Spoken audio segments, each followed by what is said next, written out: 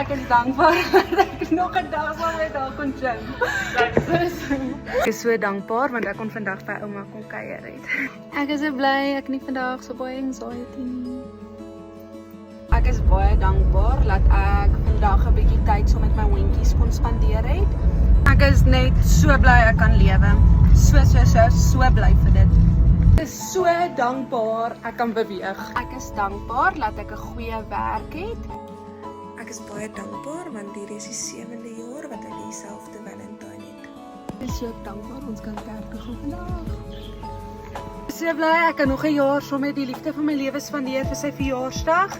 Ek is so dankbaar om nog 'n dag van my sussie te hê. Ja. Ek is so bly dat my anxiety vandag 'n bietjie beter is en dat ek 'n bietjie rustiger is. Ek is so dankbaar ons kon vandag kerk toe gaan.